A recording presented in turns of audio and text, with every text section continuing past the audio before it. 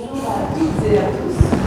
On est très heureux de pouvoir aujourd'hui vous entretenir sur un thème qui est extrêmement intéressant, pour lequel effectivement on nous fait souvent le reproche en Afrique de ne pas être en première ligne, notamment en matière d'anticipation dans la gestion de nos crises. Et c'est exactement le contraire que nous allons essayer de démontrer aujourd'hui, notamment de par la qualité de nos interlocuteurs. Monsieur Huan me pose la question de la recherche agricole en Côte d'Ivoire. Dans quelle mesure elle peut venir justement en appui de toutes les solutions mises en œuvre par l'État pour résoudre les crises, pour anticiper sur les crises. Qu'est-ce qu'on met en œuvre pour pouvoir développer un marché intérieur, des produits innovants, une utilisation innovante de nos produits intérieurs, de nos produits agricoles? Pour répondre à votre question, je pense que la recherche agricole en Côte d'Ivoire est une recherche qui a fait ses preuves. Aujourd'hui, avec la panoplie de cultures que nous avons, avec les résultats que nous avons obtenus, on peut, sans modestie, dire que la recherche agricole en Côte d'Ivoire a fait ses preuves. Aujourd'hui, elle est confrontée à divers problèmes. Elle a également traversé des crises, il faut le dire.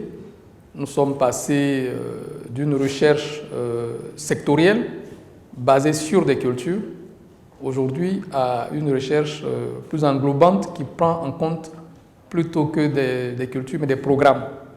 Et donc, on a dû restructurer tout le dispositif de recherche pour arriver aujourd'hui au CNRA, qui donc, fédère l'ensemble de la recherche sur les cultures. Nous avons aussi, à côté de ce Centre national de recherche agronomique, nous avons d'autres centres de recherche et nous avons également les universités. Donc, tout ce dispositif contribue au développement de la recherche. Pourquoi les entrepreneurs, pourquoi les industriels ne vous connaissent pas? Ou qu'est-ce que vous pourriez envisager de faire pour qu'ils vous connaissent davantage? Parce que justement, ce que cette crise a mis en exergue, c'est la nécessité d'accompagner davantage le secteur privé. Donc, Ok, merci. Je voudrais, avant d'aborder la question, dire à madame qu'elle n'est pas allée vers la recherche, mais la recherche est venue vers elle. Donc, c'est tout dire. La recherche cherche de la matière pour travailler. Donc, si vous allez vers la recherche, vous allez trouver une oreille attentive pour résoudre vos problèmes. Maintenant, il faut dire que le FIRCA est plus perçu comme un outil pour la production agricole. Beaucoup d'industriels ne connaissent pas cet aspect du FIRCA sur la transformation, sur la recherche pour la transformation agricole. Et donc, c'est pour ça que le FIRCA multiplie des forums, notamment nous avons des émissions à la télévision, nous avons un journal, nous participons également à ce genre de manifestations pour nous faire connaître, pour dire que nous ne nous arrêtons pas seulement à la production, mais nous travaillons sur l'ensemble de la chaîne des valeurs. La problématique que vous soulevez, elle n'est pas seulement adressée à l'État, elle est adressée aussi aux industriels.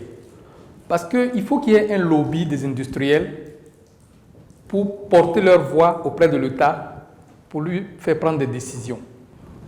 Je prends l'exemple du Nigeria sur deux spéculations. Le Nigeria est le premier producteur de manioc en Afrique. C'est un pays qui consomme beaucoup de manioc.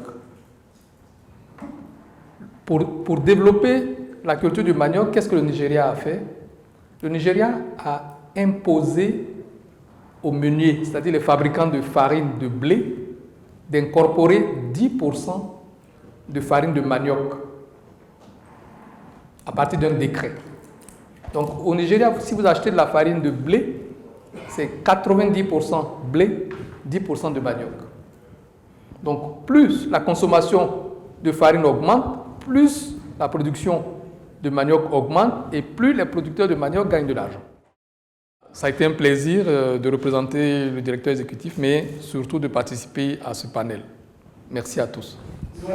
Merci infiniment à tous et à bientôt.